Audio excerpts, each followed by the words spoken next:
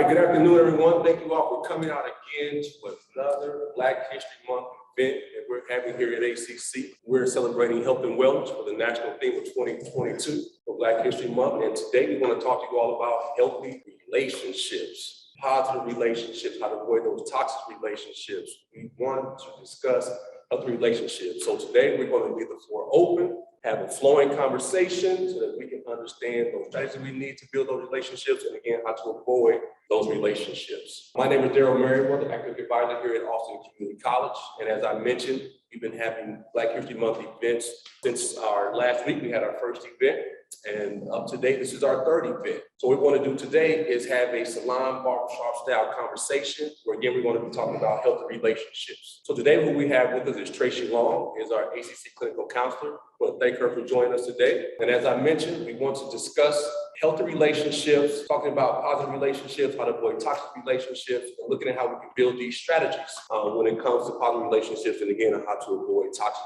relationships. So before we get started, we want to do a quick icebreaker. If you can put it in the chat, or if you're here with us live, let us know what is one element in a relationship we must have for it to be healthy. So what is one element a relationship must have for that to be healthy? So if you're here with us virtually, go ahead and put that in the chat.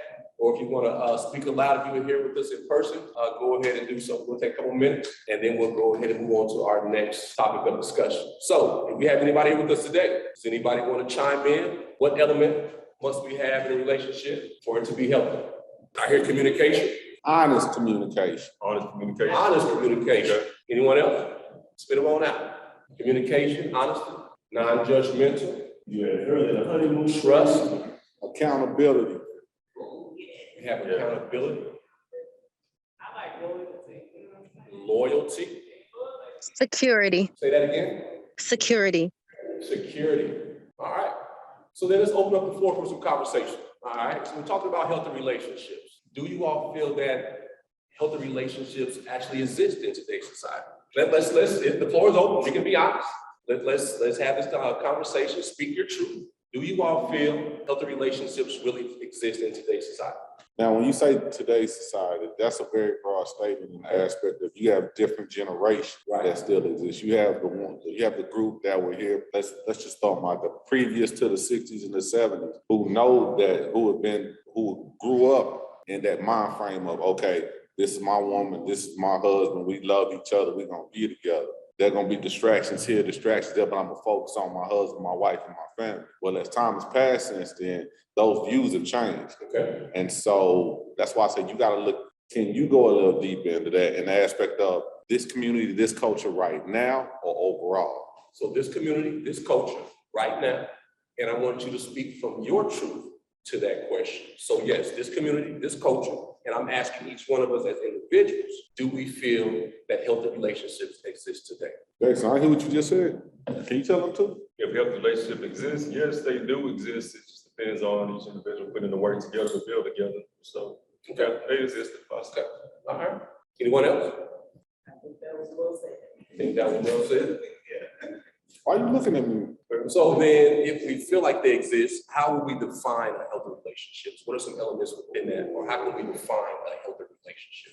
When you don't expect people to make you happy, like bring in your own happiness, you shouldn't expect other people to complete you. Okay. Does that make sense? It makes it unhealthy when someone has to, when you think somebody has to define you or complete you. That makes it unhealthy. Okay. I promise I'll be quiet after this. No. Just because a couple is cohesive don't mean they're healthy. So in some cases, you have some people in relationships who compromise more than the other do to make the other ones happy and to promote a positive environment. But that's not healthy because over time that builds up the thermometer effect, as in this person compromises, gets to the point where one little thing might make them explode on everybody. So one thing I do want to point out is just because a couple is cohesive, so you see them in the crowd, the woman smiling, the man smiling, they walking the kids, jogging around the neighborhood, that don't mean they're a good couple. Just because they seem happy, what happens when you close them doors and they get behind them doors might be two totally different things. And it's not based on the sex and the aspect of the woman is compromising. It could be the man compromising as well. And in some situations, it might not be based on happiness. It might be based on finances, which doesn't make it cohesive. Right. So then you talk about cohesiveness within the aspect of being healthy. So then how can we fuse that in there so that we can have that definition, or we can define what that couple may look like, or how they can work around those imbalance of some sort that you may be describing, so that that relationship can become healthy. So what can we do to kind of promote strategies or build upon something that we can have for those healthy relationships? I promise I'll be quiet after this too. You speak the truth. No, so what you're doing is you're basing things on, from what you're coming to us, right? On your perception of a happy relationship. There is no there's no definite definition of a healthy relationship. That's based on individual couples. Okay. So what might be healthy for me in my relationship might not be healthy for you in your So relationship. then from your perspective, how would you define a healthy relationship? Yeah, Jason, how would you define a healthy relationship? I mean, if you're not, like those problems you spoke of, let's say like we compromise, you have to let your partner know, okay, so this how I feel about this. Like, I mean, I know it's a word we use a lot of time, but your communication is definitely key. So if you let her know you're compromising and ways that y'all can come together, then, I mean, it's possible to have a healthy relationship. But what if that's not an element on the other person's part? Y'all don't need to be together then. But if that's all you know, think about it. Let's go back to them old relationships. Remember, we were just talking about previous relationships from earlier generations, right? No divorce at all. Exactly. Mama didn't like it, she stood there anyway. Daddy didn't like it, he stood there anyway. Now, if you have people who were raised on those principles, so you have one who knows that, one who don't know that. If everything going on works in my favor, why should I compromise? So then would you say respect is a factor in there that needs to be? Bingo was his name. Okay, bingo was the name. I would think being considerate, like when you're not considerate of, and it's not just if it's a couple, whether it's a friendship, family member, whatever, if you're not considerate, then it may be doomed to fail because, you know, everyone should have a life outside of any relationship you have with someone. And if you can't respect what people have going on, or you can't respect kind of what they need in that relationship and what they don't want you to provide towards them, meaning like how, you know, you guys operate within that friendship together, you're not really being considerate, you're being dismissive towards them, and then that's just not gonna work out as a friendship, a work relationship, a relationship. So you said understanding and maybe compromise. Yeah, and be considerate. I feel like people aren't considerate. Like, people have a lot going on in life, so it can't all be about what you need and what you want. What about what that other person needs and wants? So we gotta communicate, like, hey, I've got time for this, or I don't like when you speak to me like that. It's just having those honest conversations. And I've learned honest conversations sometimes is difficult, but that's a part of growing up. I promise I will. And I think, and it seems that it's a part of being healthy within that relationship, to have those honest conversations. And I feel like, you know, that mutual respect, that compromise and understanding will allow for you to have those honest conversations. It may be uncomfortable, but if you're able to get down to the core of those things with individuals, you can then have that foundation to build upon a healthy relationship. Do we have anyone that's online that may have any response, Tatiana? Daryl, we have a hand raised here. Okay. Sheila, do you want to unmute and speak? All right, guys. I didn't want to contribute over anyone who's there physically, so I wanted to wait until everyone was done talking. That's why I raised my hand. Thank you. But I believe a lot of times, especially within Black culture, we're taught to know what we don't want, but we don't necessarily know what it looks like from a positive perspective. And this is something that I noticed from myself and something that I realized even in my own communication lately. A lot of times I'll communicate using negatives instead of just saying positive things. And I feel like that's common within Black culture because a lot of times we focus on negative things instead of focusing on a solution. So what I mean by that is like, I'll say something like, oh, that's not a bad idea, instead of saying that's a good idea. So an example, I feel like a healthy relationship will look something like both people showing up holistically and being able to support each other's evolution while they reach common goals. Like that. Thank you for sharing it. Thank you for sharing it. Tracy, we have you here. Do you want to chime in on any of the conversations that we're having so far? Well, I think it's some great dialogue, and there was a few things that kind of jumped out where you, I don't know who it was, but just the thought of healthy is different for each person. Like there aren't any, like healthy relationships cannot be the same. Or is there really just healthy? That's almost like dieting. You eat healthy food or you don't. You eat food that isn't good for you, right?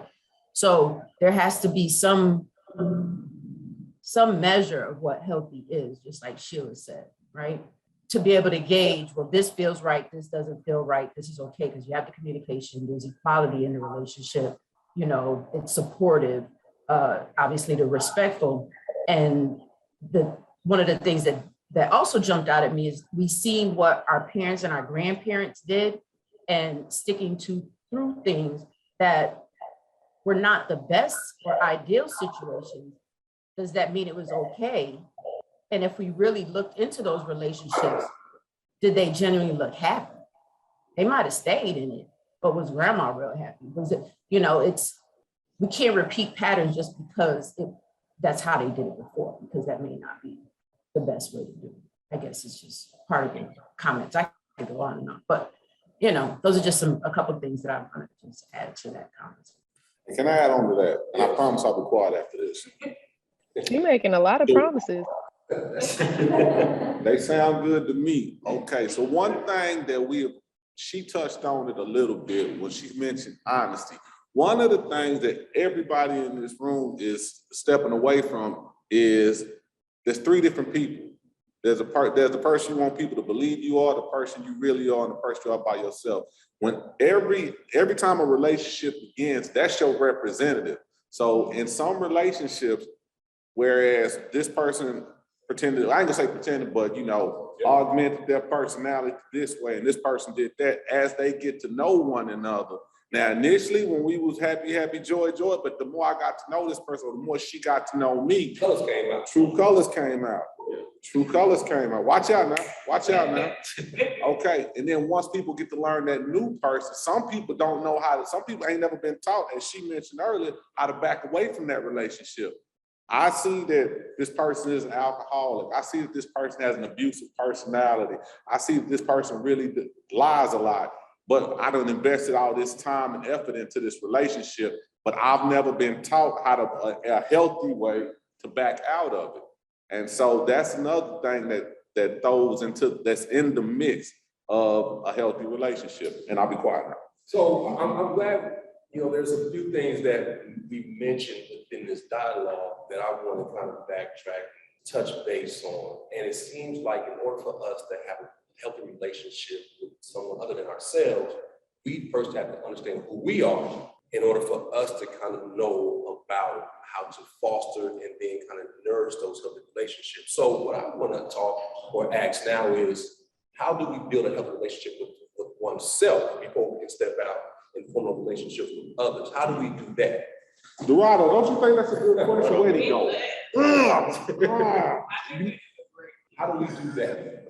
But I don't think it's simple, because everyone's journey is different. Some people take, in their 20s or their 30s to really understand who they are, love themselves, and know what they actually want from life and from friendships or relationships or partners. So, growth happens differently for everyone. So everyone can take different routes to make that happen for them.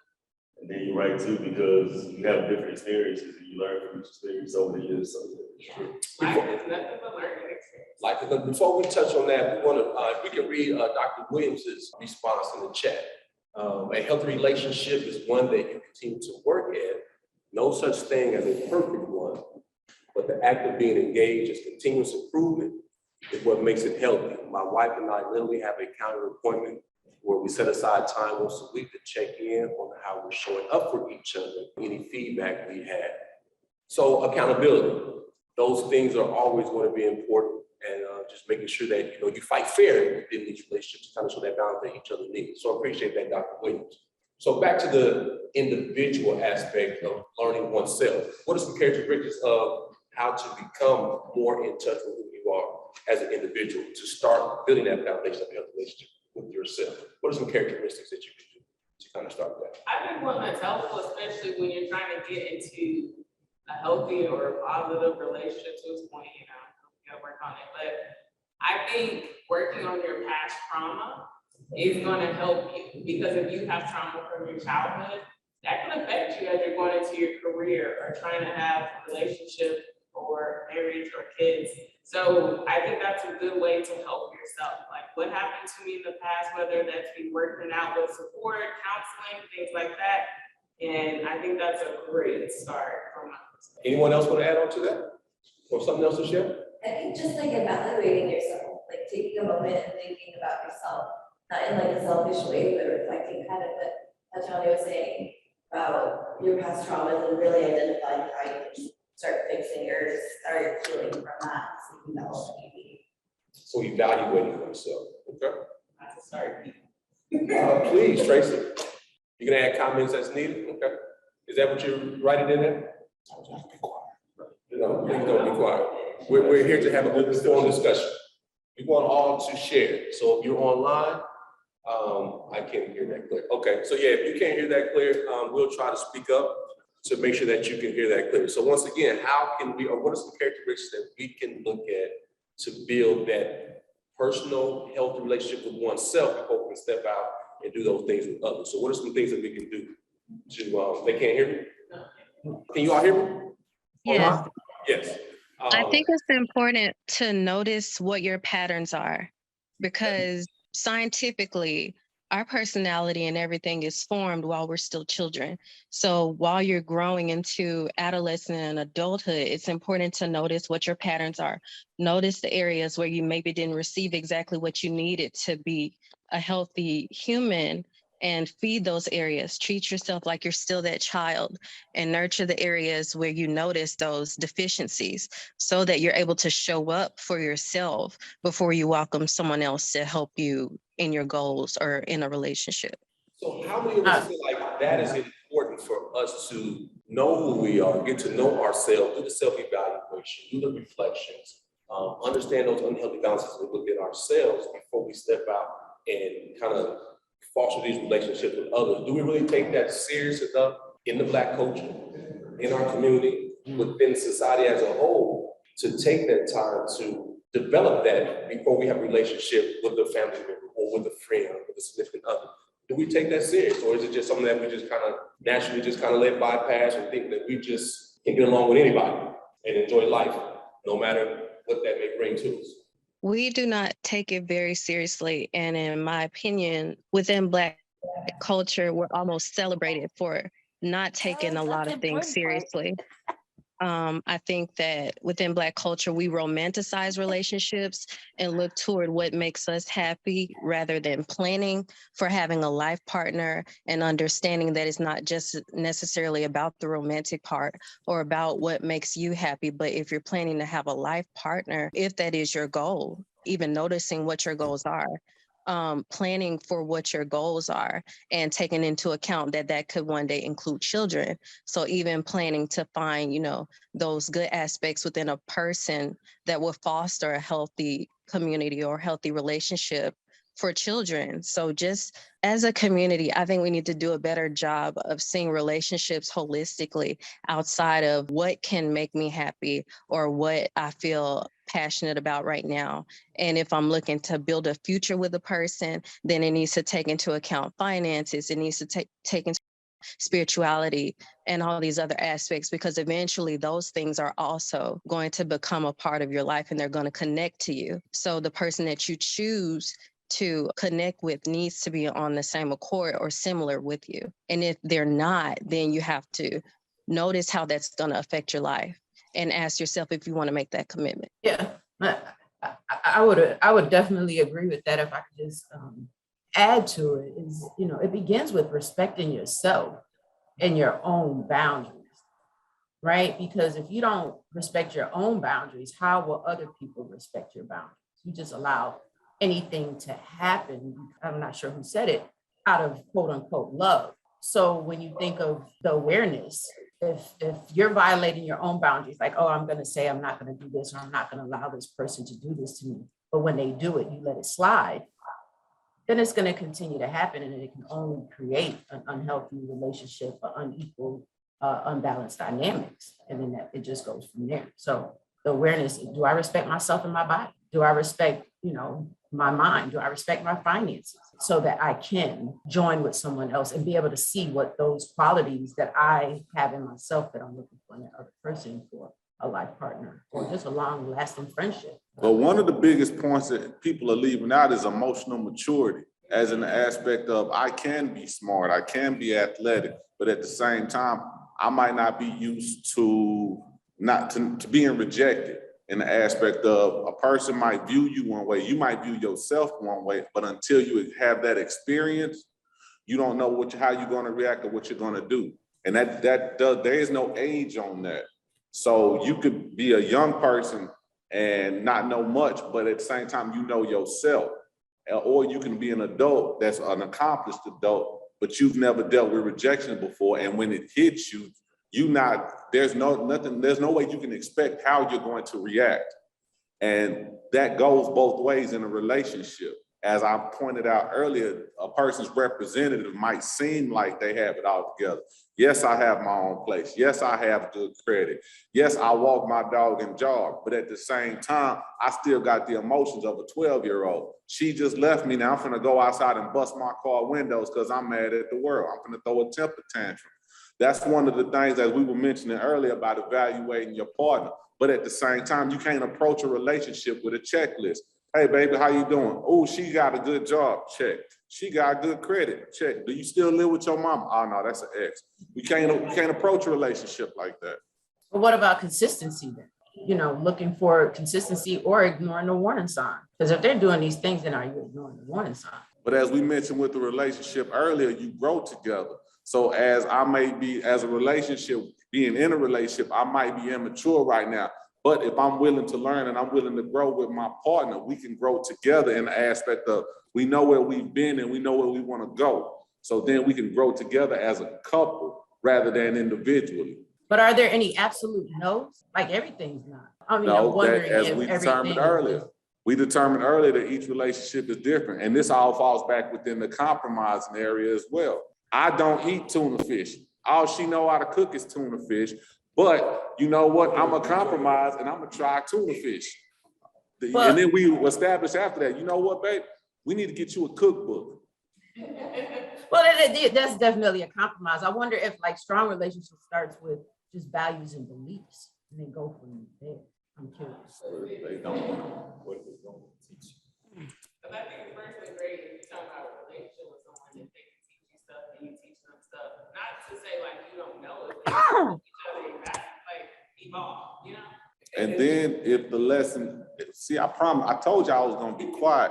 The problem with the teaching part is if it's tangible or intangible in the aspect of you can teach me how to handle my finances. You can teach me how to be more articulate. But at the same time, if you teach me how to be a stronger person, it might not be visible to everybody else. You might not be able to help me. You might not be able to help me physically or stuff like that, but you can help me in an emotional manner that no one else can see, but I know. But does that need to be visible to everyone outside the relationship? And is that their job? Or go through this, or you just working on that healthy piece with just that two people together? No, but if it makes you better, it'll be shown. It'll be shown. It'll be visible. I really believe what you have going on in a relationship doesn't have to be for everybody. Ain't no what's his name of. I like a little privacy. Privacy is huge for healthy relationships, I think. And we want to see what Dr. Williams been mentioned. I see agreed, Kyle. I feel like after people listen to Oh, privacy. good question. Okay, I think we saw that. Yeah, I think the privacy is important, and I wanted to start with the foundation of oneself before we open up the conversation about relationships with others.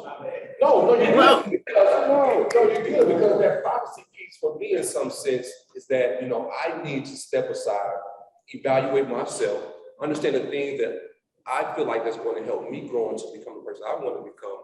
And then if I'm able to kind of see those in other people, then I can kind of step to the side and be like, okay, let me see how I can build this relationship with that person. But before I can do that, I need to have those private moments, those little staycations or me off to the side, what I need to do in order for me to go out and do those type of things. So I think privacy in the individual aspect is very important. And then we'll talk about what to do dynamic For too. me individually, privacy, I've always been a private person, so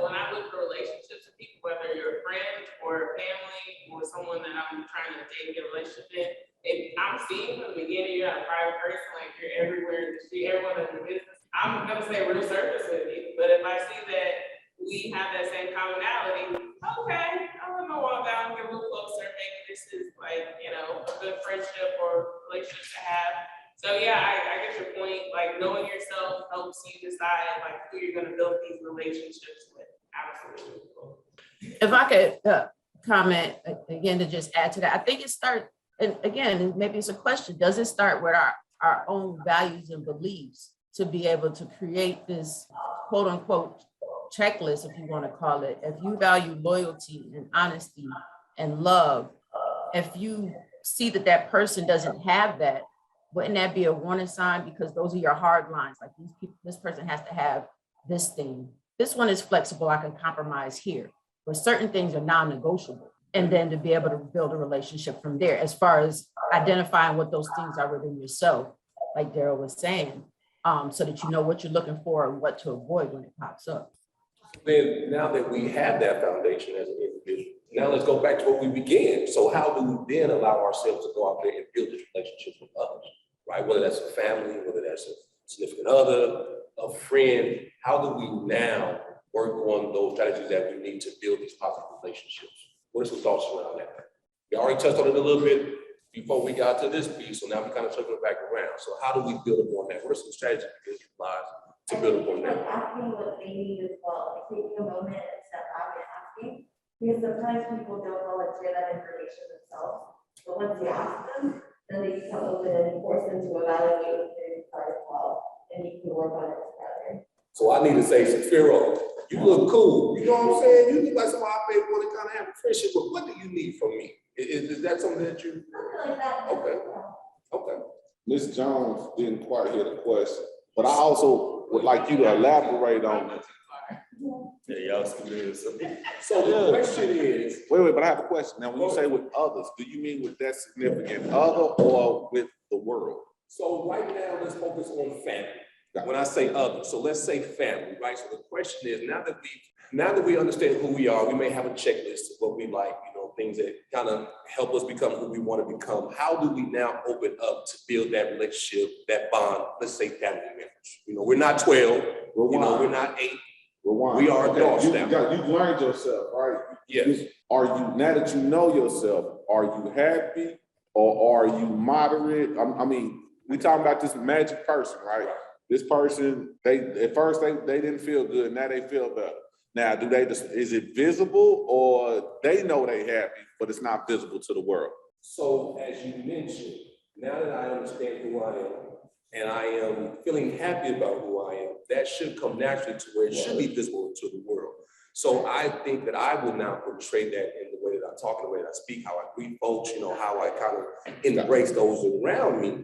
So now they can see like, okay, he has maybe let his guard down, and he's open to allowing me for who I am to come in and be a part of his world. Now at that point, I got to sit down and do what Tracy mentioned. I got to look at this person and like, cool, but you like to get drunk every Tuesday and Thursday. I might not need to kick it like that, so I may need to kind of keep it surface level with you. And then kind of say, okay, maybe there's some other areas that we can kind of go together, if that makes sense. Yeah, no, I want to make sure we all on the same page. That's what she said, because I think people forget to ask people like what it is that they want and need. Like that shows you're considerate and you actually care for that person. So when you show that, people open up. And I don't want nobody to take this wrong by what I'm about to say, but I feel like sometimes with men, men aren't very vocal, but if you take the time to ask them a question, let them talk, and not always do the talking, they'll open up if you show that you're actually concerned and caring, like, oh, she asked me, instead of me always having to try to cater to her. Say that one more time.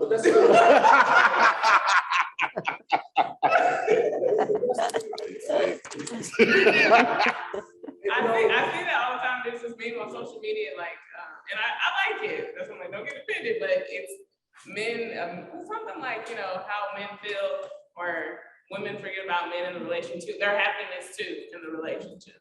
And I always see that and I'm like, that's a good point, because it's not just about one person, it's about both of you. So I know men have to put on the facade, especially in our community, have to put on the facade of being like strong and tough. But I mean, you're human as well. You have emotions, you go through stuff, and maybe you want to vent or maybe you feel some type of way. So it's okay. You know, you don't have to be a hero all the time. You can tell someone how you feel, and you shouldn't judge that, you know? I used to live that way. Before I became aware of what happens within myself, I didn't think that, this is just my truth, I didn't think that I could be friends with women because, you know, I was a little screwed a little bit, you know, but I didn't give the opportunity for me to have a relationship with a woman outside of the section. Right, so I didn't sit down and was like, hey, you know, how you doing today, Tatiana? You know, how classes going when we were in high school? You know, it was just like, look, I don't ask me no question other than, you know, and now that I'm getting older and I'm understanding that dynamic between men and women, I can see your point, you know, and I'm glad that, you know, I'm able to now hear you when you say, hey, Daryl, how your day going? And I think like, you should try to holler at me. So, you know, I mean, it's a, that was it like that though. no, I mean, I'm evolving into that more mature individual, and it's going to become more of a healthy individual as well. I really am hoping that you're. Go ahead. Okay, the one thing both of y'all are leaving out is self-confidence. So the one thing about it is I can be happy, I have emotions, and I know I want to express them, but in some cases, a lot of people don't feel comfortable because they don't feel that confidence within themselves. I know what makes me mad and what don't me mad, and doesn't make me mad, but I'm not confident enough to tell you that, to communicate that with you, which can hinder me as well. Now remember, I know myself, but at the same time, now I know myself, I'm still trying to build myself. I'm not at that level of confidence to express how I feel, how I want to be treated. And that with me not doing that, that hinders my growth within the relationship with others. Who's the man? This guy right here. I don't think it necessarily hinders because you got to give that time to get to know someone and allow them to open up. Like I've been knowing somebody for 2 weeks. I don't expect you to tell me your life story, but if we've been building a relationship for like 2 years and you open up, or that means you're trusting and you know by now I'm not going to judge you when you open up and tell me stuff. But I agree, confidence is great. Confidence is key, I feel. But I mean, you got to give stuff time in any relationship, I feel. If you want this to be a genuine, real relationship, if you don't, you be like Daryl and be like, hey, I don't need to hear all that, let's get to it. But if you want something like more concrete and genuine, you take the time to get to know that person and trust and open up and share things like that. Now, see, on that one, I got to rewind back to Miss Long over there, how she let it be known. I'm going to stop right there. So what about our online audience? Why don't we let our friend gather his thoughts? No. Deal breakers, that's what it was, deal breakers. Deal breakers, you have to be confident enough to tell somebody, I don't like your feet and I don't like my feet being rubbed. You gotta be confident, the deal breakers. You gotta be confident enough to tell somebody the things that you will work with and things you won't work with. So are you telling them in the beginning or are you telling them down the road? No, not down the road. You tell them right at the beginning. If I think you got jacked up toes and you need to wear regular shoes, I'm only gonna go so long before I say, baby, don't wear them flip-flops no more. But is that healthy? That's honest. Okay. That's honest. That's honest. Could that lead to also be more healthiness within that relationship if you're being honest up front? Yes, because that's communication. Because she can say, okay, you don't like my toes. Well, do you still like me? Yeah, I still like you. So you're gonna have to deal with these toes because they're not going nowhere. Not to say that nobody got messed up toes or nothing, but yeah, we do. Tracy had some great things to answer your question. I'm gonna be quiet. She said boundaries, establish and maintain them, voicing wants and needs, teach others how to treat you or the way you want to be treated. So she put it there. I think when we were talking about the family part, or Yes, yeah. people in general, and I guess too, I didn't mean to cut you off, but then it goes to that confidence piece that he just mentioned. It's just like, okay, well, are their feelings more important than yours? If you feel some kind of way, why would you not share it? Because of what? What do you think will happen if you share your feelings? And are your feelings not important? Because again, that's back to if you're not respecting yourself and your boundaries, then why should others? Question that I hope it doesn't transgressive in a bad way, but for example, Hispanics, we make fun of people, but with love. I don't know if in y'all's culture, like you mentioned the toe stuff, we'd be playing, you know, yeah, you pussy toes, but that'd be okay. Yeah. But it's out of love. So in that case, like what happens when you do say something like that and then your partner doesn't take that the funny way? So He might be sitting on the couch or in the garage. So why gotta be he? Y'all, I'm over here being quiet, twiddling my thumbs. I ain't said nothing. I'm just leaving it like this. We have that dynamic as well. We feel a lot of Black folks in the community. so does that go with more communication? It goes with communication, you know. The delivery, maybe, the way it's delivered. The tone, so that's a great point, Tracy and Tatiana, yeah, that delivery and tone, yeah, so I don't know if that may be the same thing as Hispanic culture, but yeah, if he were to say like, if he were to say, if he were to say, girl, you know, if his tone would have been just over the top, very degrading, then yeah, that could probably spark a whole other type of conversation. But you know, if it's just in a joking way, and I'm sure the way he said it, baby, them toes are screwed up, but go fix me some bacon. It's all. Or baby, your toes are screwed up. I'll pay for you to get pedicures every time. No, so how you fix that is you buy her some kind of solution. You buy her some shoes. These shoes look real nice on you. He's gonna buy her some shoes and cover her toes up. So that's what he wants. Okay, and then also as we have here, Dr. Williams, also we have to go to egos, but in my own opinion, men often have it worse. This has certainly been a part of my growth. I know for sure there's plenty of relationships and women are damaged because I couldn't simply say I was sorry or didn't cultivate an environment where women could give me critical feedback. So Dr. Williams, appreciate that. So now do you feel like you're in an area to where you can receive that critical feedback or you have an environment you can cultivate to provide that type of healthy conversation with that woman? How has that helped you develop, in your opinion, as a man and where you are now? And has it in any way altered your ego to some degree? You may have to put it in the chat. I think that, yeah, I'm definitely in a better place, but I'm 41 years old. So I mean, it's taken a while to get there. I guess I would say it feels, it's refreshing to be able to say, you know what, I was wrong. I'm sorry, baby. I'm gonna work on that. I appreciate you pointing that out. And sometimes that just makes things easier because, you know, an argument is avoided and you're able to move past it because there's more harmony in being able to say, I'm sorry, or I apologize. I did do that wrong. Or I hear what you're saying. I'm gonna work on that. Thank you, Dr. Williams. Isabel, thank you for joining us also. Did you want to say something earlier? I thought you may have unmuted yourself and you may have spoken over. Did you want to say anything?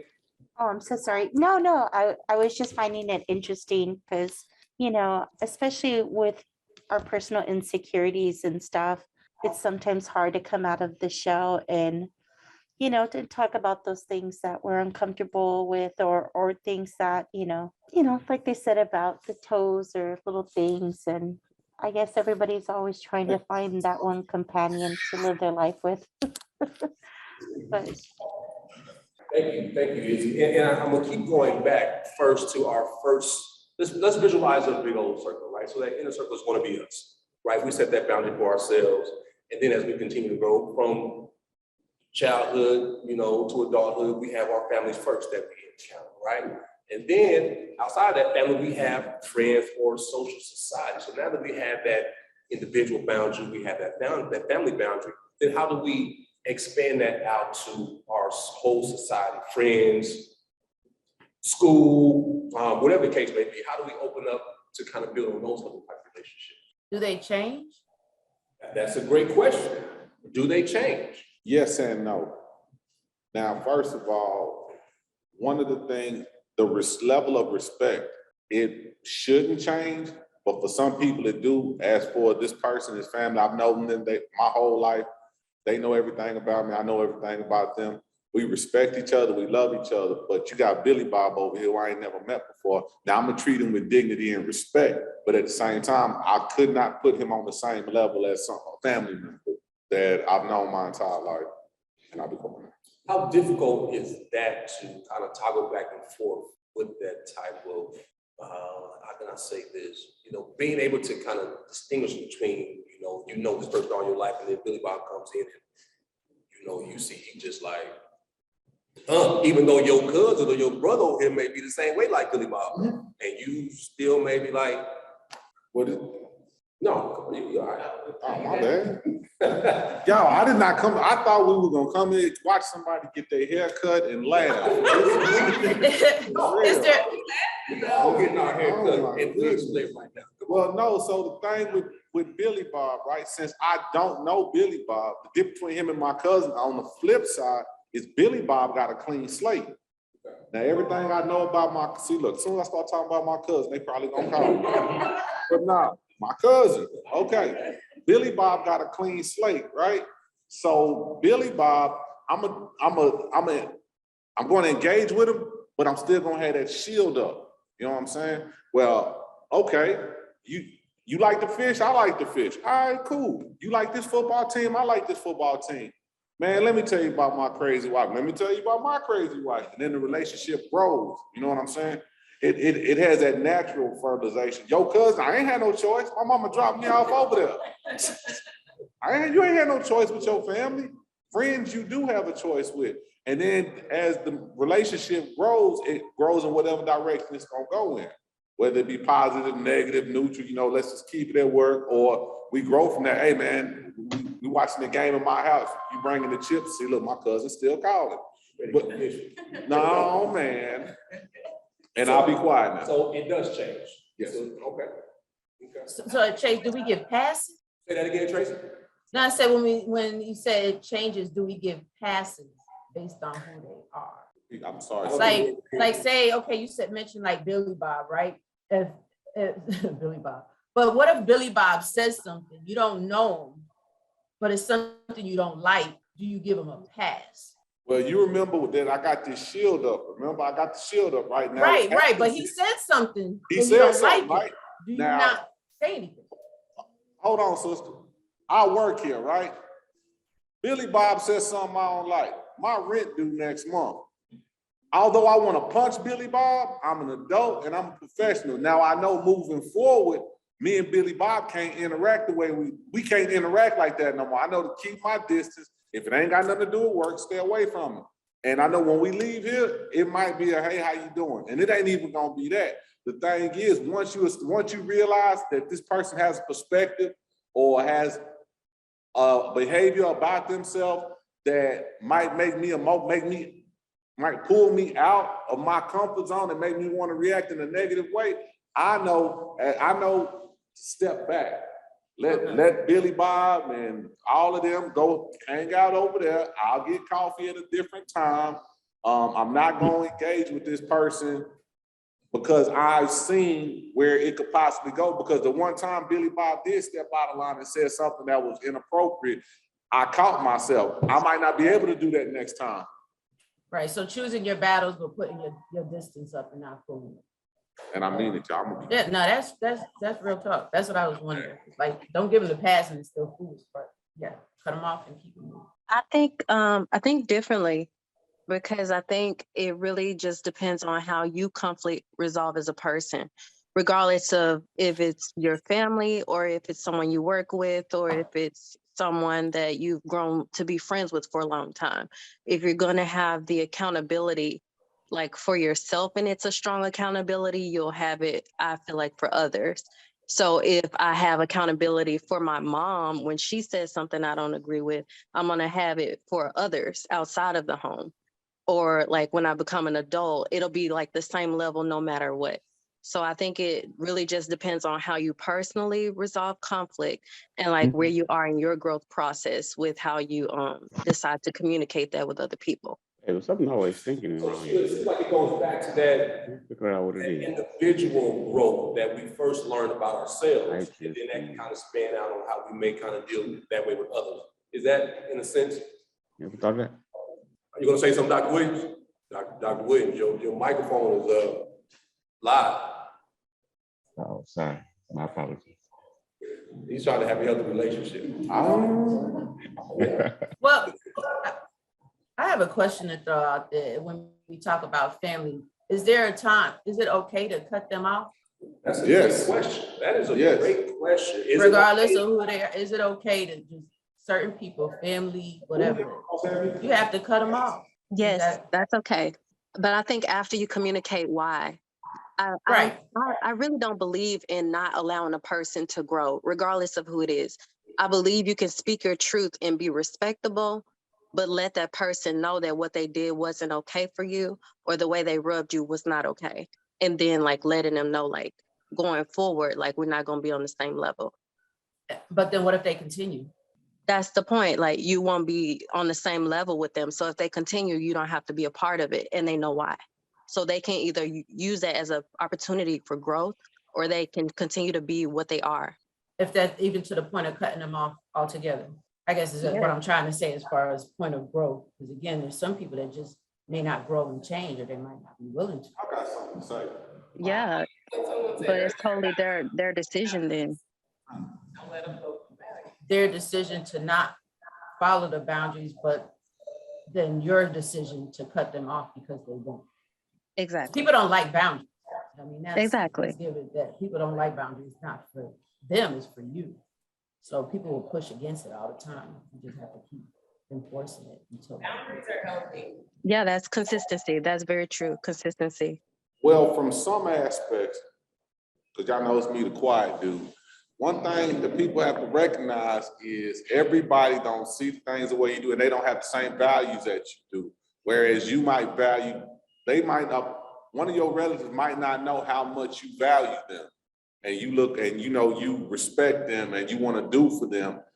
You might see it that way. They might see you as an opportunity to take care of something within their agenda, whether it be pay my bills, give me a ride, let me steal from you, and then once you establish that boundary, okay, you know what, you stay over there, I'm gonna stay there.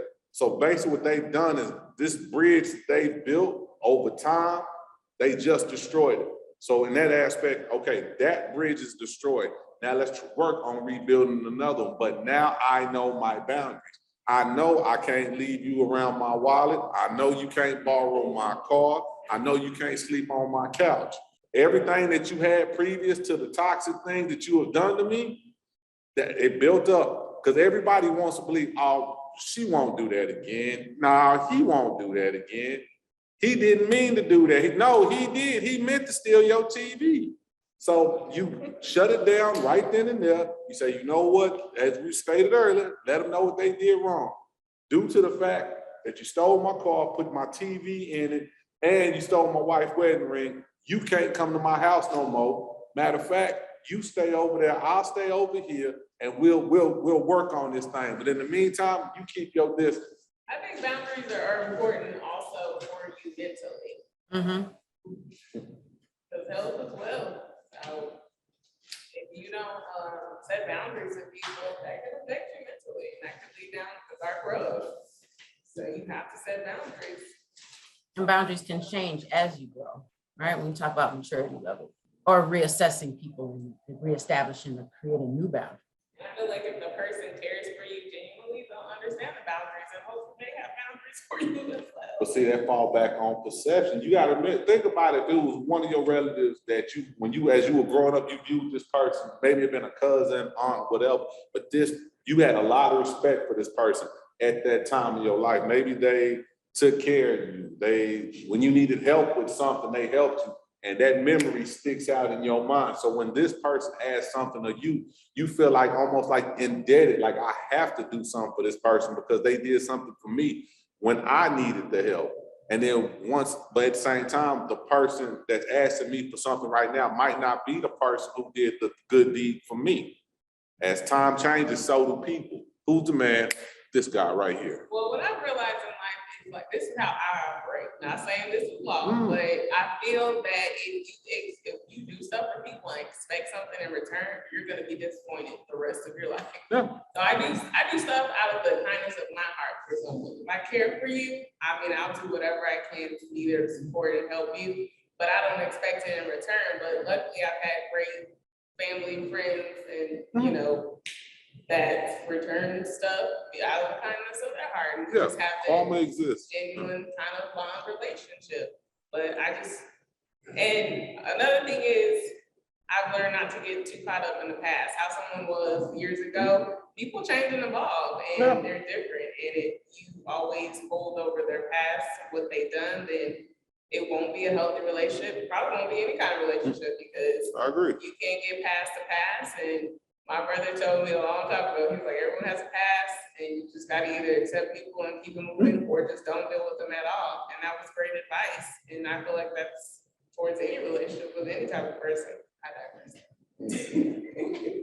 No, we don't need for no one to digress. But thank you for the comments in the chat as well too. We appreciate that. But I saw in the chat where someone mentioned toxic is toxic. I want to say we cut folks off. When do we cut folks off? Keep them. How long do we allow that leash to be? So how do we maybe identify with someone or a relationship when it may become toxic? So we may have to cut that person, or do we even cut them off? The relationship becomes to a toxic point of some sort. Do we cut that person off, or do we keep them bound, and just kind of love them or have a relationship from afar with that person, from a distance? So how do we kind of navigate through that when it comes to a toxic relationship? Or how do we even identify a toxic relationship? Yeah, Jason, what do you think about that? Is there anything as such as a toxic It depends on the relationship? individual, I would say. I mean, some things that may be toxic to you may not be toxic to me in my relationship, so it depends. Don't be quiet now. I would say or not, I agree, like, it's different. If I realize a family member that I've known forever, love, respect, the relationship is kind of toxic, I'm gonna still love that person, maybe from a little distance, with some boundaries, because I'm not gonna let you upset, my mental health. Like, I'm not gonna let you come in on me like that, but I still love you because you're family. And if it's someone I haven't known for too long and you just toxicity all the way around, I will cut you and won't have a second thought. I just can't allow it. But Billy Bob, he just stole your TV once. First of all, Your cousin Pookie done stole your TV 3 times, but you still send him a card on his birthday. Billy Bob took your TV 1 time, now all of a sudden you just gonna cut him out the picture. I'm just going on what you just said. Whoever Billy Bob is, let her go. You just gotta let go and let go.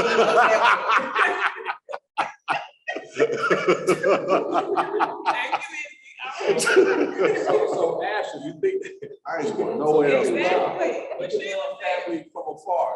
Do you believe that? Nah, but hold on. No. Remember you said no. You can't say that now. This man is a problem. You didn't say nothing about the girl with the bad toes. No. I want to go back to Ashley. Ashley, you say you can love family from afar. Exactly. About the problem. So Ashley, how do you love a family member from afar? How does that happen? How does that happen? By like, if somebody does something to me, and it's bad, and they keep on doing it, that becomes toxic. Well, you're still my family. I'm still gonna love you, but I'm just not gonna be like hang out with you, or love family, but family can do you dirty, just like friends can. Indeed. So I go trying to figure, does a toxic relationship result in me just cutting someone completely off? No. Do I just let you go and be like, look, you just no good for my whole well-being. I don't want to associate with you at all. Or can I say, you know what, Jason, you may have slapped me yesterday, but I think I can still build a relationship with you from a distance, though. And I ain't gonna let you close enough to slap me.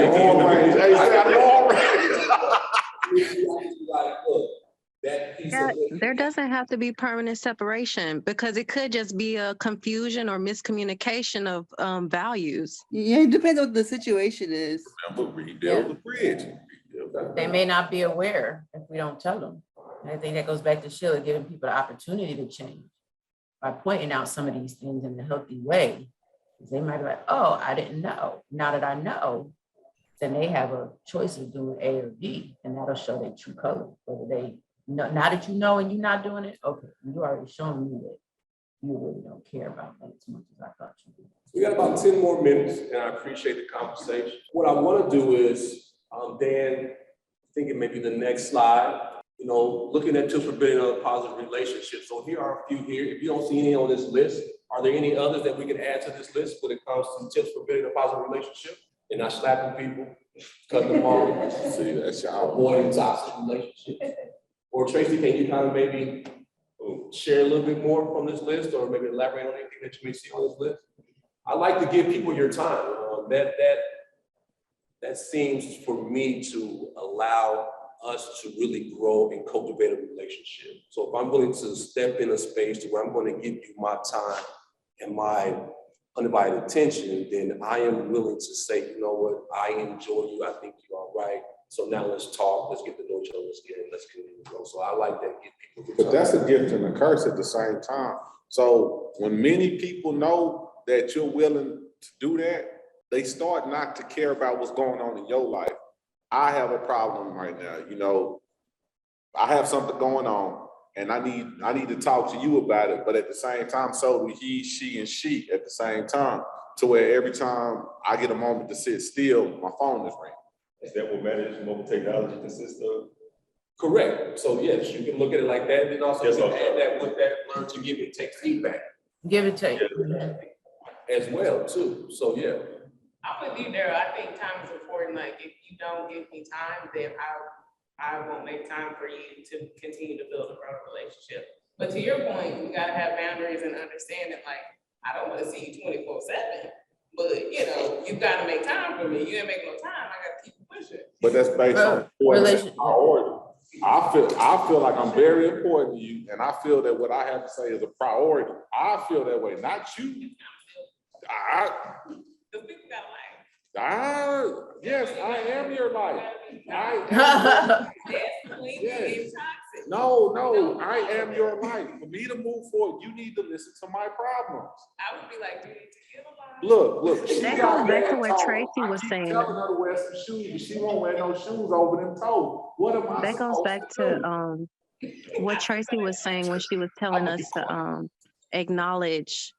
She was like, acknowledge what you want to be treated like and teach others how to treat you that way. So if you tell this person, hey, I care about what you're talking about right now, but I'm not available, you can call me on this day. And if you continue to do that, like over time, they're going to see, I don't really have time for you all the time. So if I'm going to make time for you, it's going to be during a certain time, and they will stop calling you at random times. They'll start scheduling when they have to call you. And you have to see relationships are two-way. You know, is there anything wrong with trying to assess, well, what am I benefiting out of this relationship? Because again, we're back to our own feelings. If the relationship ain't two-sided, they always coming to you, but they ain't got nothing to give you. So there's no benefit, it's not feeding your soul, then is that a good reason to even be there for somebody if you're not getting anything out of it? Okay, cool. All right. They just agreed to ride a Billy Bob. We still on Billy Bob. We gonna make Billy Bob. It did. All right. So those are some tips that we can look at when it comes to building positive relationships. And I'm sure there's many others out there that we can also add to this list as well too. So we can go on to the next slide, Dan. And also we have some tips to avoid toxic relationships, right? Know your personal values. We talked about those boundaries. Setting those boundaries is very key. And also, I think you may have mentioned this earlier, Safiro, be your source of happiness, right? That is beautiful. Don't rely on someone else Yes. to bring you that happiness. You need to be that source of yourself, and then that can kind of help you build those positive relationships. And those toxic That leads into depression when you depend on somebody else to provide that happiness. I've seen where sometimes where someone depend in, a person has a different opinion, and all of a sudden it just blows the other person's world apart. My bad, I'm quiet, but yeah, that hurts people.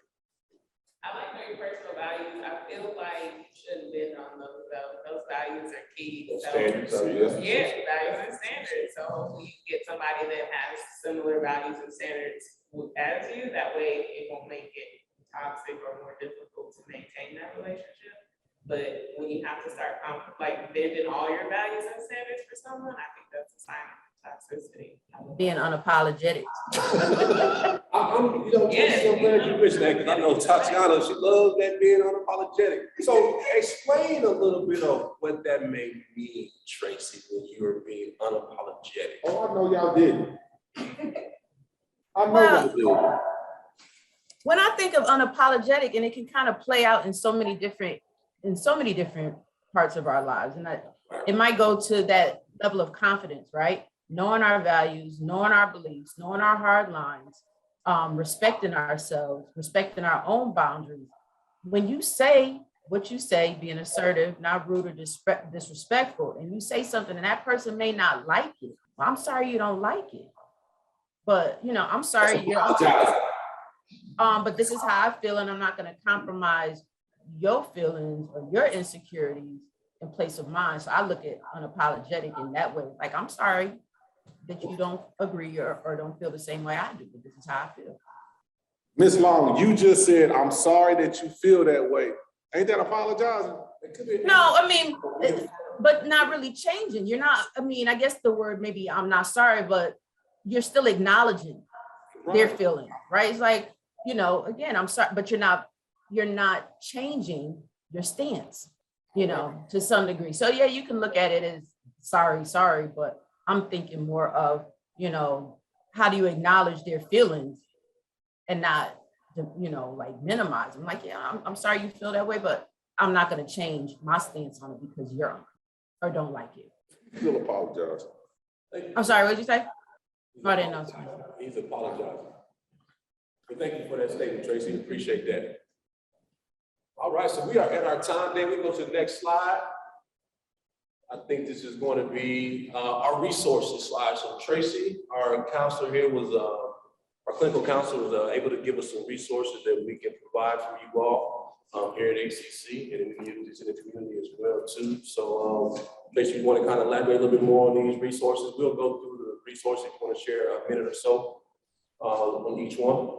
One that I didn't even put on there that will tie more into what we're talking about. There's a website called loveisrespect.org, and they have tons of resources on there as far as, you know, healthy relationships, unhealthy relationships, warning signs, things of that nature. So sometimes, you know, you can take that assessment and kind of see what results you get, and then you come and you want to talk to a counselor to kind of process that a little bit more.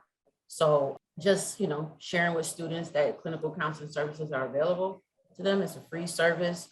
If something doesn't feel right, you just come in and have a conversation. You know, suicide assessment, a lot of that stuff is it's happening in the Black community, whether we believe it or not. Suicide rates are really high. Listen, talk, ask for help. It's okay to not be okay, but if you don't ask them, you won't know. So those are just, you know, again, to let students know where we are and let them know that we're here to support them. That's where we can. Are happy to support them. Thank you, Tracy. We go to the next slide, Dan. So this is another page of resources for our college students with mental health. I think Tracy was talking about when it comes to suicide prevention. Yes. Okay. And I think these may be the resources that we can contact. We'll have these and we'll share these as well too. So everyone can have it. And go to the next slide then. And this is a resource dealing with Black mental health. And like I said, we'll share these resources that you can have when you go with these at your own leisure. So next slide, please. So again, I want to thank you all for coming out. Appreciate the conversation. You know, it was lively. It was much needed. Jason, and I appreciate the honesty and the feedback. So again, we are celebrating Black History Month. This is our third event. And then if you can click the link there for us and pull up the page, we'll be looking to have plenty more events throughout the month. If you scroll down just a little bit. But the website is austinCC.edu/BHM. That's Black History Month. BHM, you'll find all the events that we have. You'll find other links and resources as well on the page for everything that's related to Black History Month here at ACC and also in the community as well too. So just check out the page, check out the links, check out the resources, and you'll be able to find much more as well. So look forward to seeing you all at the rest of the events that we have this month. Appreciate you coming out.